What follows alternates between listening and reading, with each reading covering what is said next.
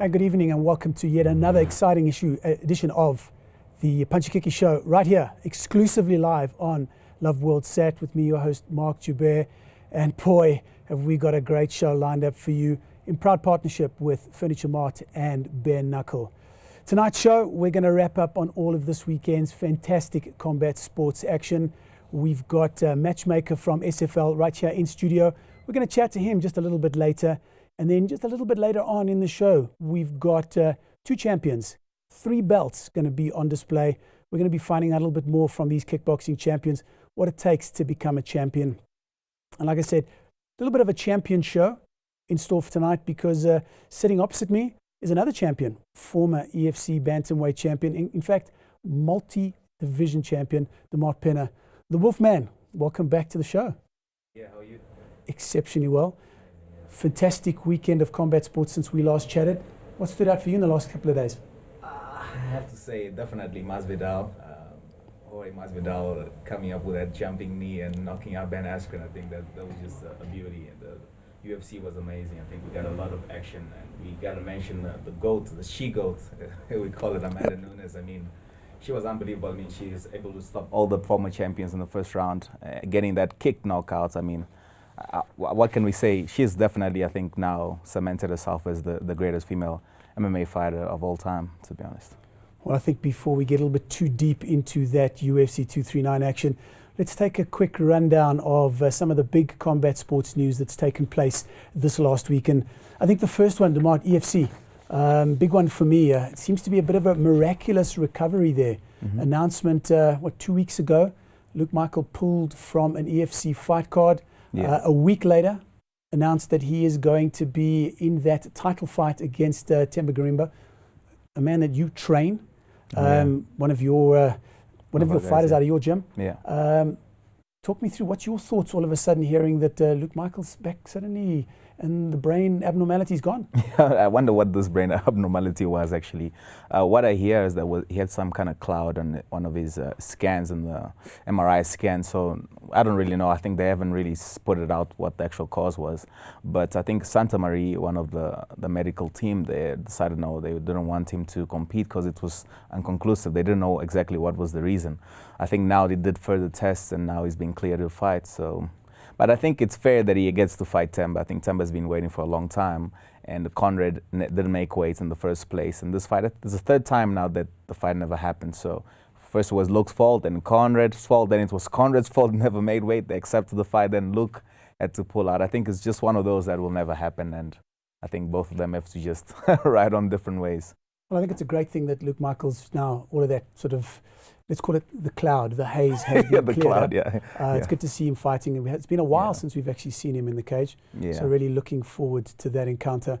But the other thing that struck me in that podcast that matchmaker Graham Cartmel put out, I think it was late last week, yes, is the fact that he mentioned a couple of times, EFC just don't seem to have the finances to be able to bring out many of the fighters that they'd like to bring out. Yeah. And a lot of that blame, Graham's putting squarely on Kwesi, owing them, over $8 million, and them now saying that they've gone into liquidation.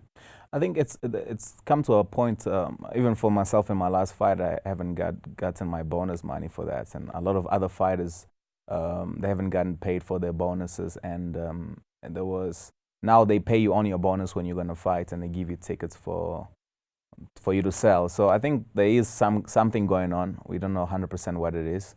But I think as fighters, you need to be thinking differently now. What if EFC closes down? I mean, the whole MMA scene in Africa as a whole is gonna be tragic for everyone. So hopefully they can somehow find someone that can fund them, and hopefully Kwesi pays them what they're due. But at the moment, if EFC closes, I think the MMA scene is gonna take a long time before another promotion comes along with that kind of caliber of production in terms of hosting the shows. Absolutely hope that that's not going to be the case, and that EFC carries on for a while longer. Yeah, absolutely. Moving to UFC Hall of Fame inductees this last week, Mike Bisping, Rashad Evans. Okay, absolutely fantastic. We're looking at Rich Franklin, also inducted into the Hall of Fame. And then into the fights wing, we had that super fantastic fight, Diego Sanchez versus Clay Guida. Yeah. I mean, 5-round battle of note. Yeah. Probably, well, many people argue one of the greatest fights that they've ever seen. But your thoughts on the UFC inductees? I think absolutely. First of all, Forrest Griffin. I mean, if you look at that final, at the Ultimate Fighter, I mean, did amazing, and him against Stephen Bonner, that fight was unbelievable. A lot of people became MMA fans because of that night. The kind of show that they put in, the kind of heart. Could have gone either way, and obviously both of them got the contract, but Forrest taking the win. I think very well deserving, and I'm surprised it only happened now that they only get inducted now. Michael Bisping, has been a guy that's been there for so long, tried and failed, showed perseverance, and a lot of people were happy to see him become champion, and now obviously he's doing more of the commentating and the fight analysis work. So it's good to see that kind of thing happen. And now that fight was unbelievable. I mean, that kind of pace that you put on in a fight, we understand as fighters how hard it is to fight. To put that kind of pace and getting dropped and getting up and so forth. I mean, unbelievable fight. I mean, one of the fights that I recommend anybody to go out there and actually watch. Absolutely. If you're an MMA fan and you haven't watched the Sanchez Guida fight, you better go and get onto YouTube now. Go and have a look at it, because that is probably one of the greatest 5-round battles you will probably ever see in MMA history. Looking at bare knuckle, and I know bare knuckle is one of those things that you sort of still can't wrap your head around, but the big announcement earlier this week that Anthony Rumble Johnson is going to be taking on one of the Emelianenko brothers at BKFC 10. That's for the vacant heavyweight title. Your thoughts, first of all, on bare knuckle and the fact that one of the Emelianenkos is back in the ring? I think bare knuckle is one of those things when you give up as a fighter, think that you just like so crazy, then you want to go do bare knuckle. Like, you know what I'm saying? Like, it's like, why would you do that? Obviously the cuts, you get cut so many times, and just to fight bare knuckle, I mean, is it still considered a martial art in a way, or it's just like a brawl? What do you think about that? Well, I'm of the view that has fighting not come full circle from the now we're going back to how where it started, like the Vale Tudo days in Brazil, where they used to fight bare knuckle. I think in terms of that, you're more injury prone. It's like boxing without gloves in a way. I really don't recommend that kind of fighting, and I'm not a fan of bare knuckle fighting, to be honest. I think you can easily break your hands, and gonna get cut a lot. You won't be able to fight as sooner, But I don't know how they get paid. Do they get paid quite a lot to do that? I would imagine. The purses are fairly big. Yeah. And I think if memory serves, we've got one or two of the former EFC fighters now currently fighting in bare knuckle. Leon Maynard. Leon Maynard. Yeah. He's already through to the next round of a Grand Prix series. So did he win his last fight? 100%. So we're looking forward to see how he goes in the next round. But Leon has always been that tough, crazy guy, But I'm still surprised to be doing that, Well done to him, and hopefully he does well. Moving to some boxing news this last week, and our half-year pound-for-pound top fighter of the year was announced, and looking at that countdown, we'll count it down from 10 all the way up to number 1. And in number 10, Mikey Garcia, down from 4. Tyson Fury sits at number 9, no change where he was in January. Errol Spence, he's at 8, he's up from 18. Looking at number 7, we've got Triple G, Gennady Golovkin, down from 6. And in 6th place is Manny Pacquiao. He's up from 11. Moving to 5th. Yeah, I mean, we just have to say Manny Pacquiao, making a proper comeback, all right? And still in the pound-for-pound top 10. Exactly, unbelievable. That age is almost, 40? Yeah, so it's unbelievable. Go to 5, Alexander Usyk, down from 3. Then we got Terence Crawford, is up from 5. Then we got Naya Ioni. Did I say his name correct? Inoue, yes. Okay, up from 7. Then Vasil Lomachenko, what an unbelievable guy, is down from 1. And Canelo, up from 2. Wow, so they just swapping out from January both of them to unbelievable July. boxers, yeah.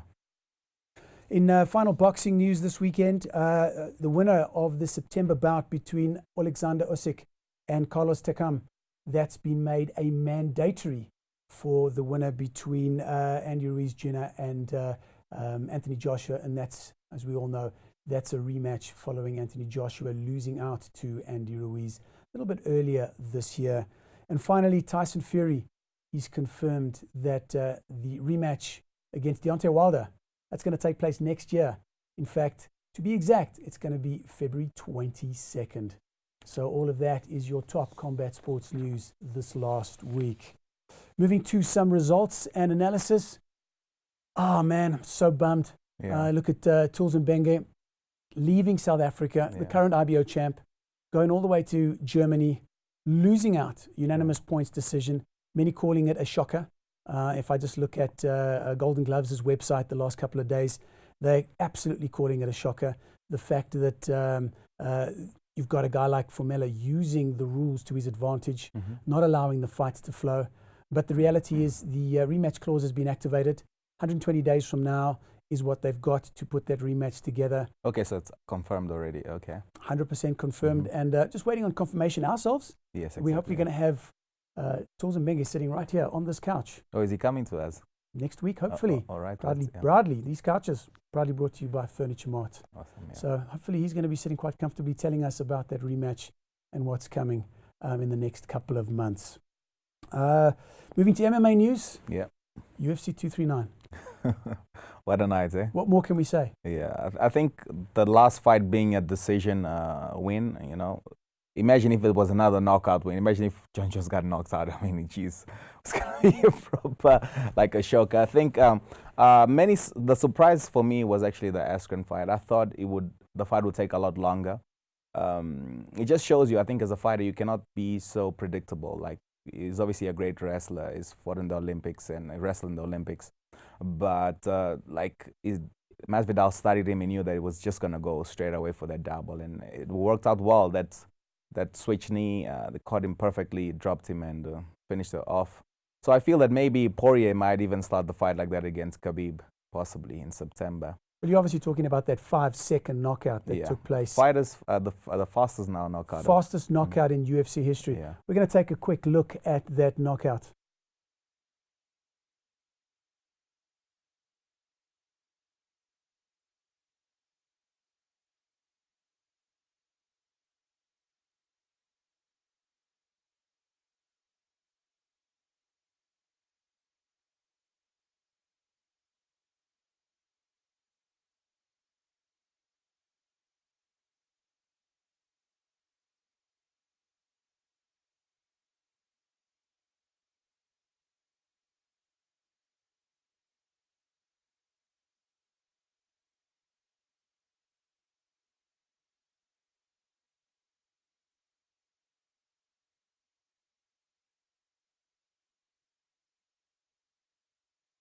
So you absolutely think that those extra punches were 100% necessary? I mean, necessary or not, they were still legal punches because the fight was still happening. I mean, he doesn't like Ben Askren, and he said it many times leading up to the fight. So I feel that one was just for, like, you know what, you said all this stuff about me, you know, here's some more. But he was out cold. You can see he was stiffened up, and it was not necessary to still win the fight. But I think he just did it in a way to just get that extra, yeah. I want to take you back to the John Jones fight. Yeah. First time John Jones has ever lost a round as a professional fighter.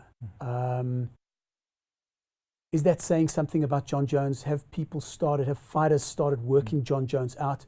Or is this a case of Thiago Santos is just such a monster that we all discounted the fact that he is the real deal? I mean, he's definitely the real deal, and he's beaten a lot of top guys. You know, he's beating guys like Anthony Smith that just won now his previous fight, you know. So I feel that he wasn't rated as he should have, but I don't think John Jones is losing it. I think he just fought a smart fight. What I feel that he shouldn't have just tried to prove that he can stand with him as well. As Santos has been doing a lot of K1 and Muay Thai for a long time, and is a great striker and very aggressive, a lot of power as well. And you could see even when he hurt his knee, I don't know if it was knee or his ankle, he was still kicking, was still throwing a lot of bombs, you know. And I feel that John Jones should have played a little bit smarter, stand a little bit, go for the takedown. But he only attempted the takedown once in the first round. Came with that spinning back elbow, but then after that he just tried to stand with him. I think for John Jones it was a case for him to show that he can stand with guys like that caliber and he can still do well. I feel that if he just shot for a takedown, possibly into the second or third round, could have finished him on the ground. But I think it was more of an ego thing from John Jones. You know, wanting to show that, you know what, this guy is a world-class striker, I can strike with him. But in MMA, you can't really play like that because he could have easily gotten caught, and it was the end of the John Jones streak. In your opinion, what's next for John Jones? Because looking at that light heavyweight division, no one really there to take too seriously. Yeah. Is his next fight the winner of DC versus Miocic in the heavyweight division? I think John Jones, if he wants to be smart about it, shouldn't fight in heavyweights. It's different fighting in different divisions, especially in MMA. The guys cut a lot of weights. Most of them walk 15 kilos heavier. So when they cut and then they rehydrate, they're like 8 to 10 kilos heavier than the specific weight. So I feel that if he wants to get another win over DC, he needs to make DC come down and possibly, that's obviously if DC wins against Stipe Miocic. And I think Stipe is coming very strong, and he wants that revenge. And if he can get the win, it's going to be very interesting. I wonder if John Jones will then easily go up to heavyweight. It will be interesting to see if John Jones fights a guy like Francis Ngannou.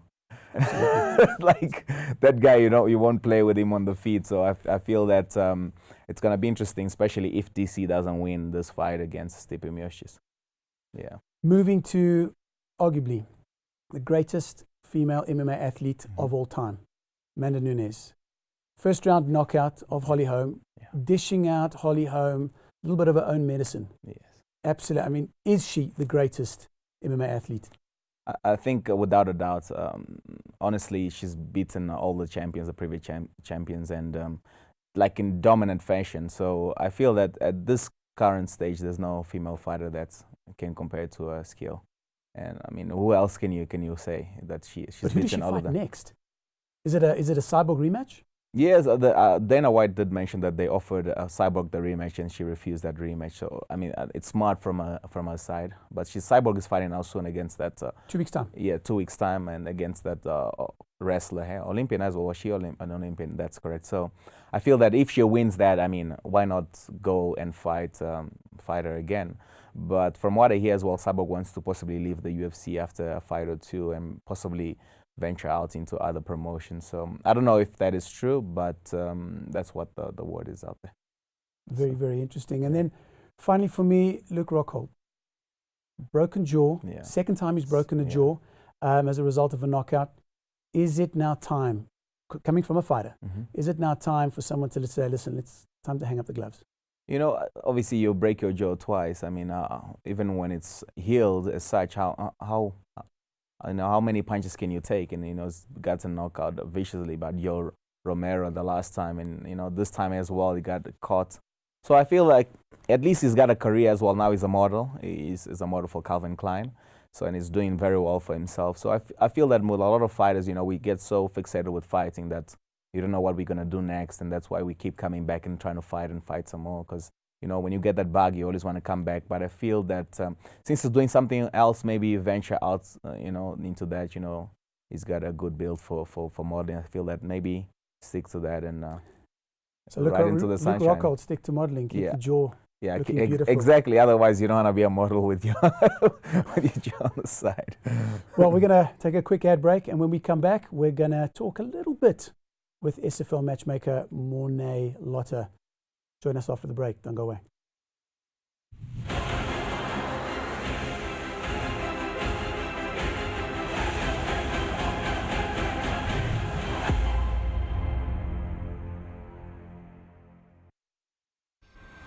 Preparati per la conferenza sull'evangelizzazione globale del 2019 con l'uomo di Dio, Pastor Chris. Incontrerai Pastor Chris presso l'arena di Wembley a Londra per una conferenza di 3 giorni da venerdì 9 agosto a domenica 11 agosto 2019. Insieme a Pastor Chris ministrerà anche Pastor Benny Hinn, che ha un ministero televisivo e di guarigione di fama internazionale con oltre 40 anni di impatto mondiale attraverso il Ministero dello Spirito. Questo programma è sponsorizzato dalla Scuola Internazionale di Ministero, gli organizzatori della conferenza annuale della rete dei ministri di ISM, in cui ministri da più di 180 paesi del mondo si riuniscono nell'unità dello Spirito e vengono incitati a manifestare le opere dello Spirito nei nostri giorni. Non facciamo tutto questo per niente. Quando finiremo qui, ognuno di noi con una gloria maggiore, con più grandi manifestazioni del regno di Dio attraverso di noi, faremo cose più grandi di prima. Ascoltate, questo mondo ne sentirà parlare. prima che torni Gesù Cristo. Questa epocale conferenza è stata orchestrata in modo speciale dallo Spirito di Dio per un risveglio all'evangelizzazione globale e per ravvivare lo zelo, la fiamma e la passione per una conquista di anime e un'evangelizzazione inarrestabile in tutte le nazioni del mondo. È il tuo momento per incontrare Pastor Chris e Pastor Benny e molti altri oratori all'Arena di Wembley a Londra per una conferenza di 3 giorni, da venerdì 9 agosto a domenica 11 agosto. Il mondo non sarà più come prima, poiché ministri del Vangelo da tutto il mondo convergeranno nell'unità dello Spirito per dar vita a un nuovo movimento che impatterà il mondo.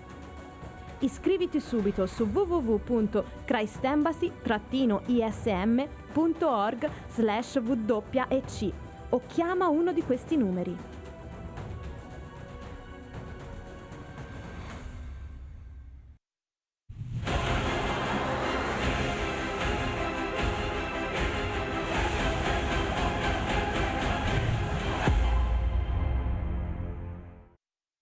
Welcome back to the Punchy Kicky Show in proud partnership with Furniture Mart and Bare Knuckle Gear.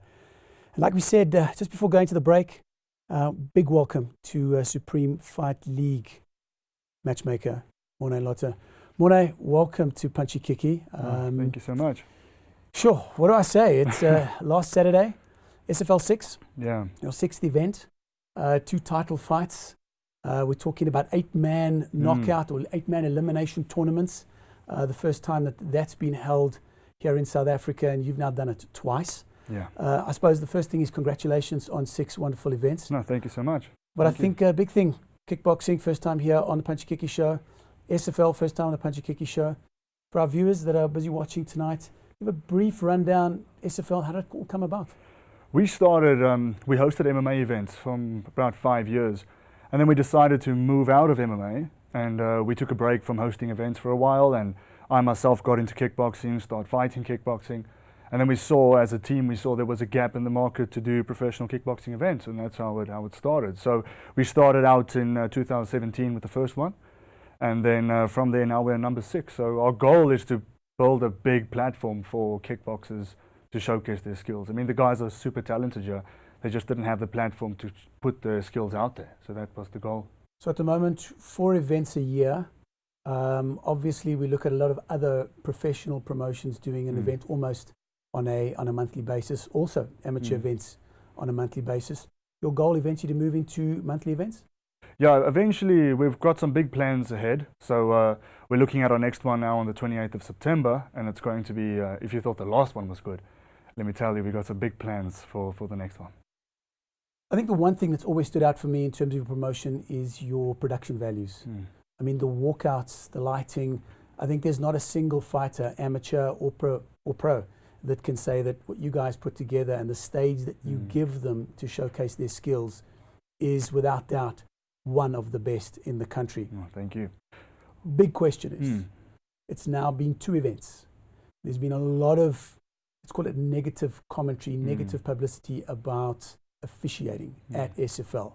Now, I know the officials are not promotion specific, they're not yours, they don't belong to SFL, they come from South African Kickboxing Association, but surely that's got to start having an impact on the athletes themselves. No, it does. I mean, me being a fighter all these years myself, I mean, you don't want to go and fight at a promotion, have a good fight, and then everybody thinks you won, and then maybe you lost the fight, or it's not a nice feeling. But the thing is, what people have to understand is, just like we're building this promotion, SAKA, which is the South African Kickboxing Association, prior to SFL's, you could say, start, they were South African Amateur Kickboxing Association. It was SAAKA. Okay. And they used, like, they're affiliated to WACO, which is the World Association of Kickboxing Organizations. So there's an amateur body and a WACO Pro body. And the WACO Pro body, they didn't use that a lot in the country because it wasn't needed. Now that SFL's platform is there, they have to move over to the WACO Pro stuff. So the officials and everybody is just like us. We're going, and it's a phase where we have to transition into the pro aspect of things. So it is better. I mean, the officiating from my side was better at this event than it was at previous events. There was a lot of issues previously. There were some in this event as well, but they are growing just as we are. So I think it will be a thing where we're also doing our side to help the regulation body adapt to the pro, you could say, promotion. So I think it will be ironed out in the future. DeMart, from an athlete's point of view, officiating, I mean, you fought countless times. The impact that a bad official decision has on you as a fighter. Yeah, I think especially when you're trying to get to the title or of the sorts, and maybe you've won a few fights and you're like a contender, let's say you get a bad call. I mean, it's something that I don't know how it works, if you can go to the officiating body and complain about it and maybe they can make the results a no contest. But it happens quite very, very rarely that the fight will be overturned. So depends how, you know, if it's just a decision, I mean, it's an opinion of someone thinks that you'd lost the fight. So it's very hard to actually get decisions overturned unless maybe you got like an eye poked or something, then the ref should have stopped the fight and all the sorts. So I feel that, I mean, also there's also a lot of pressure when you are a judge and you are a ref. As viewers, we just see it and we judge and we don't understand actually how the rules are, especially a lot of viewers are not that educated, especially in MMA, even kickboxing, how who wins and who's losing. Like in Muay Thai, the rules are different. Some guy you see that you think is winning, but is not actually winning. So I think there just the fans need to be also more educated in the sport, because sometimes a kickboxing fight and a Muay Thai fight, the way it's judged is different. You know, you feel like maybe one guy is winning because he's doing a lot more, but in the Muay Thai, it's just because some guy is kicking more, elbowing more, then is winning the fight. So I think also the fans need to educate themselves as well, and obviously as the officials are trying to get better at what they're doing, there's also that little bit of a gap where, you know, like you can see in the first EFC fights or UFC fights, when it goes to the ground, nobody understands what's going on and people are booing. But now you see that the fans understand, look, he's passing guard, he's taking the back, you know, they're working. It's not just two guys that are on the floor. So I think in kickboxing as well, as the fans also understand the sport better, and it will be a reciprocal relationship, I think, in that sense. Morne, looking back, we said earlier 6 events down. By my count, that's what, 79, 80 fights you've had to match make. Yeah. Dude, that's got to be a serious sort of mission, because clearly the pool of fighters that we have here in South Africa is not as big as we'd like it to be yet. Obviously, what you're doing is still growing the awareness of kickboxing at a professional level and also at a super am level. But yeah, from a men's side, I can understand it's tough. Looking at the ladies' side, I mean, yes, you put on another ladies' fight this last event 2 weeks ago, but trying to find ladies fighters that are prepared to get into the ring and fight each other, it's got to be one serious tough task. Yeah, the thing with the kickboxing, it's got a big, you could say, pool of fighters because of all the different styles. So you've got your sports on the mat, and you've got your ring sports, and you've got all these different modes. So there's a lot of fighters, but to get high quality fighters, that's a different thing. So, I mean, I can get female fighters to fight on the show, but we want female fighters that's really skilled, and that's where it gets in. So I've got, like, for example, a couple of female fighters who fought internationally, but to get them quality opponents, that's where we struggle. But we solved it so far, and we've got a lot of plans to get these people matches, and especially from a male side. We've got guys, you've seen them in action, like the Adrian van Wyk is one of the good fighters. And to get him, and like, for example, Rami Mongol, another guy, to get them matches locally pro, that's a bit of a problem, because the pro pool, as I explained, hasn't been growing that much as the amateur. Amateur, we've got a big pool. Pro is a bit of an issue. So the guys are transitioning. We've got excellent fighters, like the two gentlemen that's going to come up just now. Excellent fighters coming up through the ranks. So when they transition to pro, you know, that's going to be quality fighters. Looking back at some of those events and specifically what you're saying now, in terms of the pros, we've spoken a little bit off camera about the kind of purses. Is that still a major issue when it comes to kickboxing, much like what we've been seeing DeMart over the last short while in EFC? Are the purses a major thing, or are kickboxers just different animals to MMA fighters? Look, fighters are fighters. At the end of the day, it's an entertainment business. You want to go put up a show and you want to get paid for it. So what we did, our last event, we did pick the purses up. We're trying to create this platform for the guys. But obviously it comes down to sponsorships. We are busy working and growing the sport. I mean, your average guy that we've noticed doesn't know what kickboxing is even. I mean, we speak to the average Joe and we say to him kickboxing, he thinks like cardio kickboxing in the gym, punching bag, jumping rope. They don't realize that it's an actual combat sport, and a beautiful sport as that, because it's so skilled and technical. So I think as the event grows and as the platform grows, more and more people will get involved. And as we grow the platform, we can give more to the fighters. I mean, like you said, we scope our event around giving the fighters a good experience, good platform. That's what we want to do. That's our goal. So I think we'll grow very fast as we have over the 6 events. You mentioned it's an entertainment business. As a matchmaker, how difficult is it for you to match up 2 fighters when you know, for example, that the fans, it's not going to be a great fight for the fans to watch? Because at the end of the day, you're selling tickets. You're not selling and trying to look after their careers. That's their job. You're trying to sell tickets. EFC has the same problem. Graham Cartmel talking about it earlier this week. The fans aren't coming to the events, they're not making money. If fans aren't coming to your events, you're not making money. It will eventually die. That's very true. And as before every event, because like you've seen, we have this opening ceremony and all those kind of things.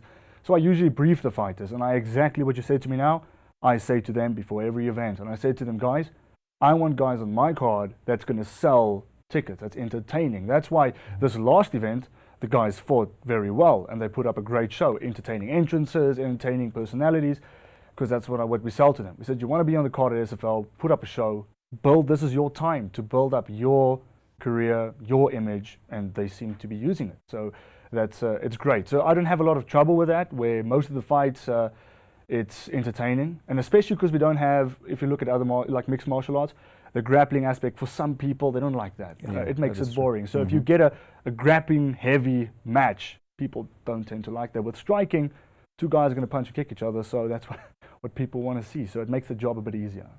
I mean, 2 walkouts stand out for me. Damian Schultz, Sikaboni, 2 events ago, 3 events ago, if I remember correctly. DeMart, when I come and look at MMA, I don't see any of those athletes utilizing that walkout space. I mean, you look at what a lot of the guys do overseas, they leverage that, they turn it into a production.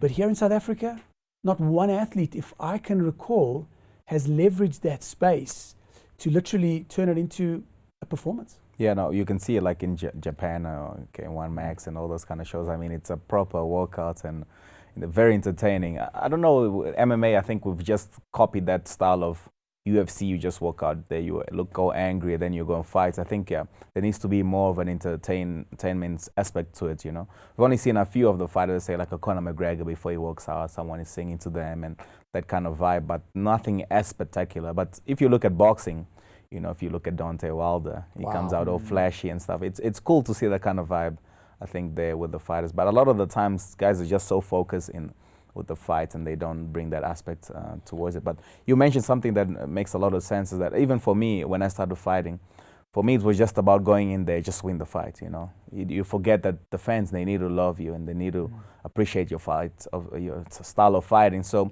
as you grow as a fighter, and you see how the industry is, you know, you understand that it's not just about you going there and winning. You got to be entertaining, you got to connect with your fans and everything. That's why you look at a guy like Conor McGregor, you know, he's a good fighter. He's not the best fighter in the world, but he knows what the fans want, you know. For him, it's like a movie, to be honest, you know. The way he handles is himself, and what he does, he understands the reactions of the fans. He's a great marketeer, and I think a lot of the young fighters need to copy out. Not everything, because I think sometimes it's too much, you know, where you target certain things that are very sensitive to your opponent. But I think there's certain things that he does that works well, and it's worked well for him. So, and I'm sure you can remember one of your fights when you faced off with Spider-Man. Exactly.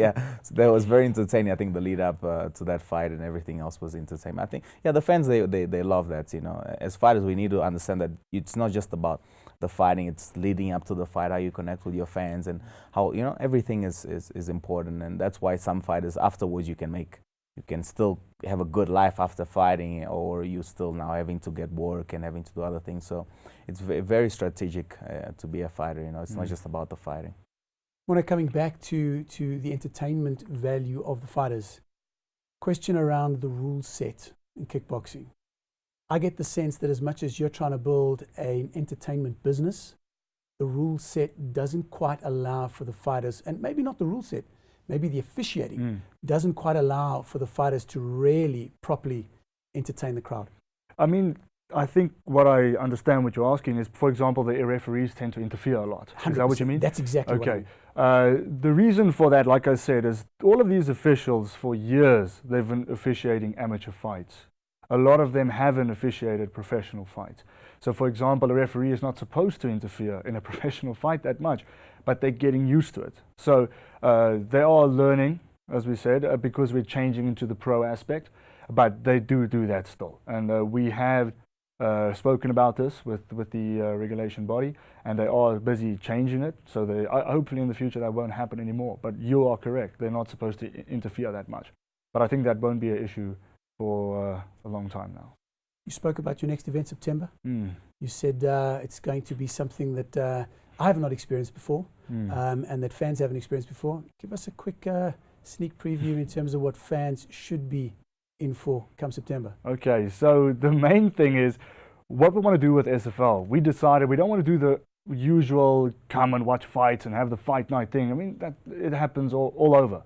We want to create different types of events that's going to make people more interested in coming to watch the fight. So we had the tournaments, we had the fight nights, and now we're working on a different concept, which is going to be also fights in a different format of an event. So I don't want to give out too much because I want it to be a bit of a surprise for people, but we are experimenting with different ways to make the fight game a bit interesting and also to give the fighters a different feel for it. So I think it's something new. I don't think it's been done yet, this type of thing we're going to try and do. But I think it's going to be cool. So I don't want to give it too much. I'm keeping you guys on edge. So it's like more like a one championship vibe way. Yeah, so it's different stuff, you know, Yeah. because I do believe, you know, me and both of you as well, we've seen fights. We've been around, and you don't want to go watch the same thing all over. So It is the same thing everywhere. It is the Yeah, same thing that everywhere. is true, yeah. So we want to try and every now and then spice it up, bring something else in. I mean, the tournament now at the last event had great results. It's something else. So now we're trying something new. Is it bare knuckle? No, not bare knuckle, no. Bare knuckle No, kickboxing. I agree with what you said earlier. Yeah. Well, on that experimental note, we're going to take another quick break, and when we're back, we're going to add a couple more champions to this fantastic couch. See you after this break.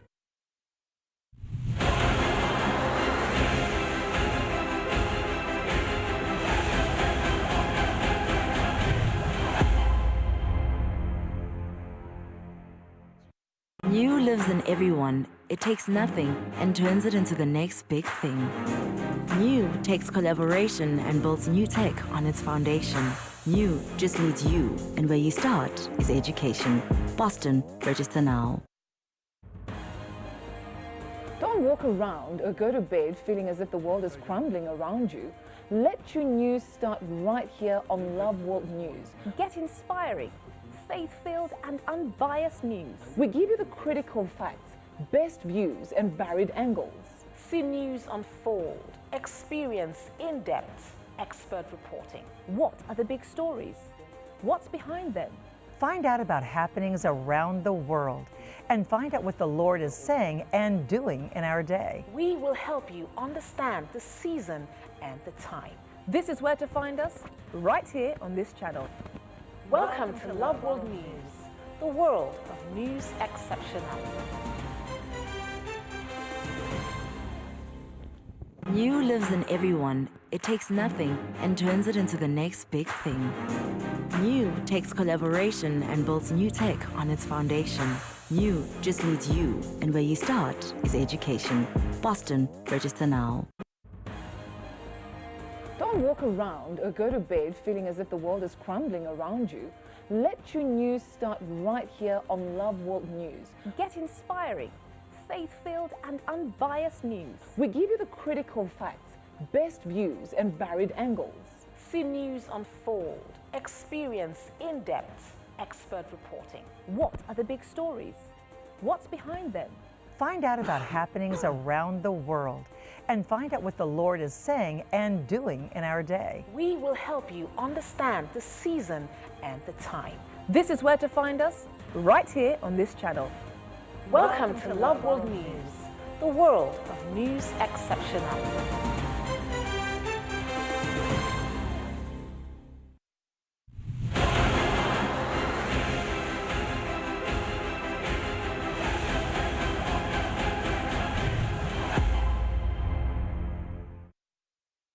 Welcome back, Punchy Kicky show. And as I said at the top of the show, it was a champion show tonight. And not only have we got a former EFC champ sitting across the room from me, but suddenly we add two kickboxing champs into the mix, and I'm starting to get a bit scared here. So I'm just going to sort of try and say as little as possible and get these guys chatting. But huge welcome. We've got Justin Clarke sitting immediately on my right, and Keagan Rowe sitting right over there near the other champ. Gentlemen, welcome to Punchy Kicky Show. Thanks so much for your time. Thank you for having us. Justin, I'm going to start with you simply because you're bigger and don't want to have a chat with you afterwards. Getting into the sport or combat sports, I mean, you're a big guy. You obviously didn't get into it for bullying reasons, did you? Or were you the bully? Truth be told, actually, I was bullied. The reason I got so big was when at school I was bullied.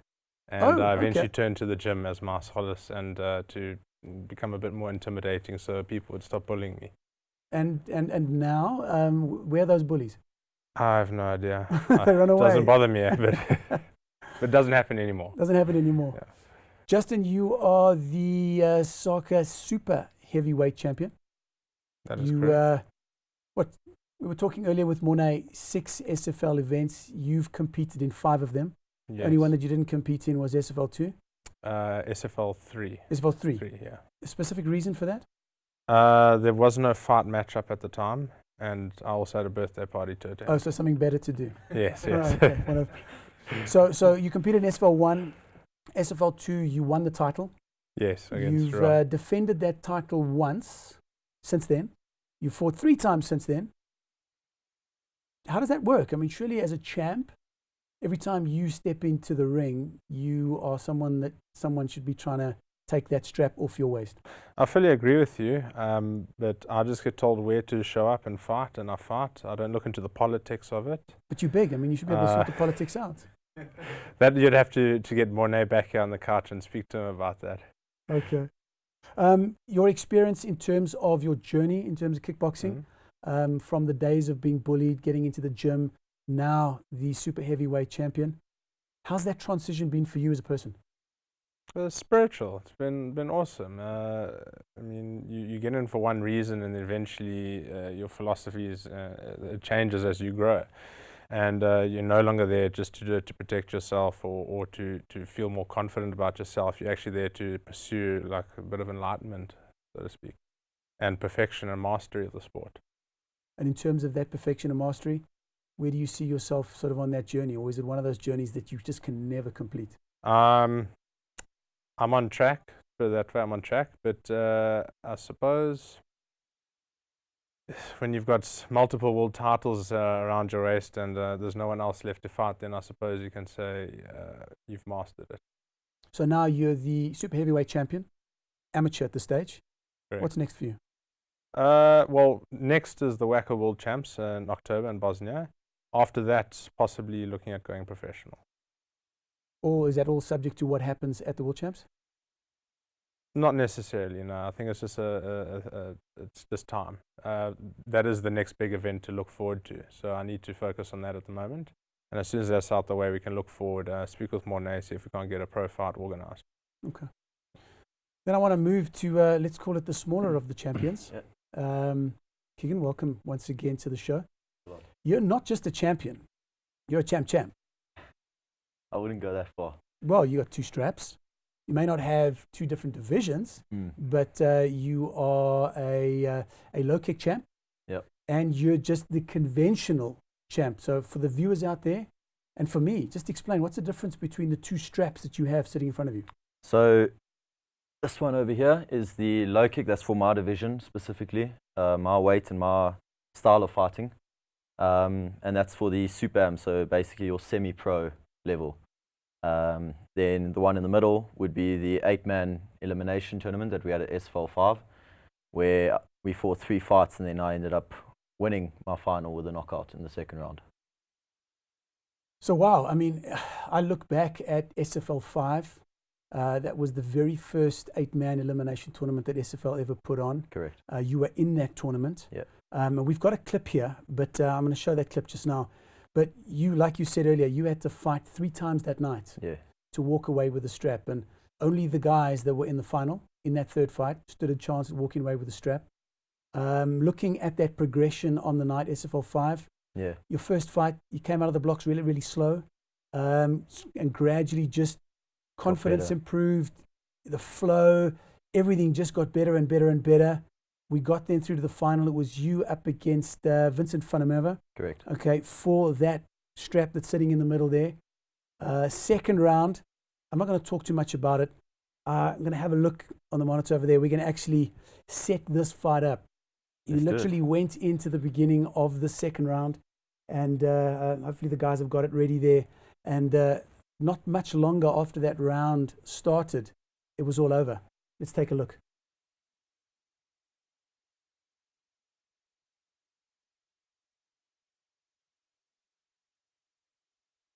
Whoever walks away with the win tonight will become the newly crowned tournament champion. Keagan almost delivering something spectacular from Vincent, putting him down this time, closing the gap and working through the gap. That's what he has to do. Don't want to get in the clinch, almost like what Donnie van Heerden did earlier. Close the gap, but don't clinch in it, so you have to call the break. If you get close enough, stay there and keep working. Don't clinch. And that's what he's got to try and do. Yeah, and while doing so, he's got to be careful because Keagan's very good at switching feet and going with the left. And he's also great with knees. Oh, big right hand there, landed. Very big right hand. Caught Vincent. Vincent's a tough customer. He can take those punches, but nobody wants to get kicked all the time. Low kick there. Into the groin area. Keagan apologizes. And they carry on. Second round in this title Super Am K1 fight. Oh, nice high right kick there. Light middleweight fight. Vincent needs to close that space. He needs to get closer. Oh, caught him. That's a damaging kick. A reversing spin. I don't know if Vincent's going to get up from this. This is painful. Was that above the belt though? No, it was above. It was into the ribcage. Wow. Wow. Exactly. Come, Demar, tell me. Did you feel that from here? Yeah, definitely did. I think also like getting hit in the body is worse than getting in the face, to be honest. You know, a lot of people think getting in the face is bad, but the body is so soft and really good technique, my man. Thanks a lot. Well done, well done. Listen, I was sitting upstairs in the bleachers. And you felt the pain. Okay, no. I heard something snap. Oh, shame. And honestly, I went down to Keagan afterwards. I had to go and sit with Vincent and say, did something break? I think he broke his rib, eh? No, he didn't. He didn't? No. No. No, was no. So he kicked so softly that he didn't break a rib. Did him a favor. Yeah, you did him a huge favor, yeah. So looking at a knockout like that, great way to put that strap around your waist. Yeah, I mean, that's what people come to SFL for. They want to see the knockouts, they want to see a performance, and you know, I set it up, he followed through, and then that was it. I knew I was going to land it. But you'd set that kick up earlier, very, very early in the first round. You attempted that kick. It didn't quite land. Yeah, the timing was off. Didn't quite land. Beginning of the second round, many people sitting around me going, it's coming, it's coming, it's coming. And it's cheers nuts. There we go. Yeah. I mean, a lot of people have started to say that it is my signature now. I've had both my knockouts come from that, spinning back into the body. But I mean, you know, you have to keep progressing. It's like, I don't just want to be a one-trick pony. So next time I fight, you'll see something different again. Because it becomes tough having that as your signature because everyone starts recognizing it for what it is. Exactly. People start reading it. Oh, but it's a good challenge because now suddenly you hard it. Then when you do land it, it's more rewarding as well. So I just want to take all the experience and just keep learning. I mean, I've got now 6-0 locally against South African fighters. So I just need to keep on learning and taking every fight as it comes. So 2 straps, we call it again, champ. You got the 8-man elimination final. You've now got the low kick strap as well. Yeah. What's next for Keagan Rowe? Well, I'm hoping to maybe double up. There's been some rumors that maybe I should fight against, or not so much rumors, but more challenge against Heinrich for under 75. We'll see if that actually works out. Also with the timing, not too sure, but right now my focus is for the World Championships in Bosnia along with Justin. So yeah, anyone that wants to see follow our journeys, you follow us on social media, Keagan75 and then Justin Clarke 88. The only issue is that we fund ourselves, no government exposure for us, and right now that's the biggest obstacle is getting us to World Championships. And Well, then guys, you're doing you've like heard it funds. there. Eh? Yeah. So you're like trying to fund. At the moment, yes, we're doing a crowdfunding. We, trying to get creative on how to do it, and basically it's up to the public now, and their interest in us and their belief. Yeah. All right.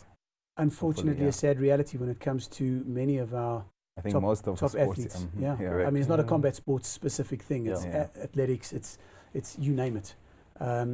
It's a major problem. So, for all of you out there, anyone wanting to help our young combat sports athletes, go over and represent our country at the upcoming World Champs. 2 champs sitting right here. Opportunity to go over there and really, really fly the flag. So, if you are wanting to get involved, get to the Punchy Kicky Show, Facebook, Instagram, or Twitter. Send me a note, and I'll definitely hook you up with them. And let's see if we can do something out of the show to get these guys overseas and representing the sport and the country we're proud. Yeah, that'd be awesome. Thanks. Couple more questions in terms of your pedigree going into this last SFL 6. Yeah. Because the reason I ask, you were up against a 6-time South African champion. Yeah. Many people going, in that poll that was done by SFL in the build-up to the fight, you were definitely the underdog. I mean, there is a bit of history. We had fought before. He's the only one that's handed me my loss in the last 2 years in South Africa. So there was a bit of a rivalry going in, I would say. And I mean, he's a 6-time SA champ, but so am I. I just recently won the SA championships. Fought against an international opponent, highly skilled professional. So I wasn't really nervous going into this. It was just time for me to have fun. All the hard work's paid off, and I was very confident in myself. So when I saw the poll, it was almost okay, fair enough. Challenge accepted. Yeah. I mean, we looked at the 8-man. I definitely wasn't a favorite there. I don't think. I mean, a lot of guys undefeated. You got Vincent, highly experienced as well as skilled. So it's never really bothered me. I mean, I fought top-level professionals with hardly any fights. But also just explain to the viewers, I mean, as MMA fighters now, we don't have that style of pride where you fight 3-4 times in the same event. How do you do it? Because for me, I'm thinking to myself, if I go and fight 3 fights in one night, how would your body do? Would you like pace yourself in the first few fights? Would you like strategize, Well, that's the thing. You want to try. Well, my strategy going forward was to try and take as less punishment as possible going through the fights and obviously be fit enough for all 3 fights. And I think you saw it in a few fights, the guys just weren't able to sustain that. And obviously, how we saw Heinrich in the semi-finals against Vincent, going in there with his knee strapped. So he was already injured, and that's what I try to make sure I stayed away from. I was healthy going in. A few bumps and knocks around the legs, but you kind of block that out of your head, and you focus on the main goal, which is to win. So it's basically skill and strategy in a way. And a bit of perseverance. For just sure. Some guts. Yeah, because you imagine after fighting twice, then you still got to go fight in a final. I mean, imagine.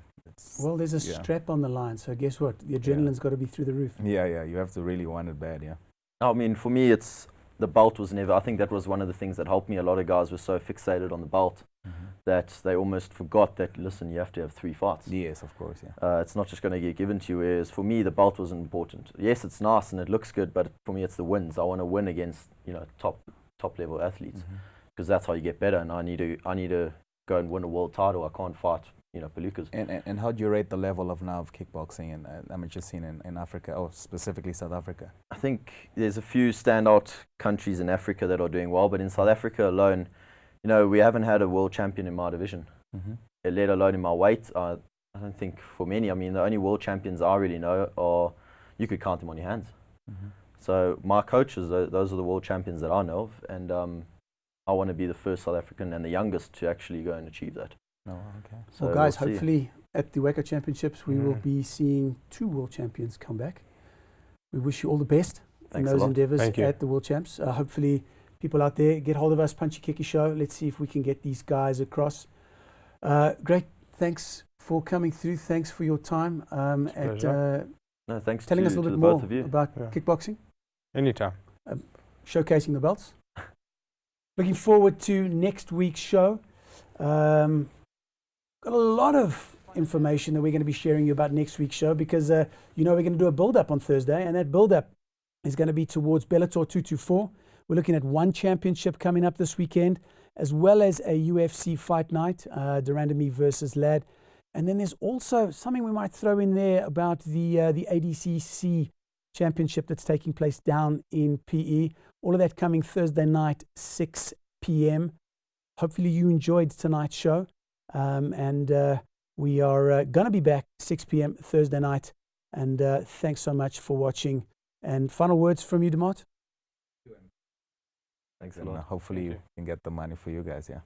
Awesome. Until Thursday night, Punchy Kicky Show. Protect yourselves at all times. Good night.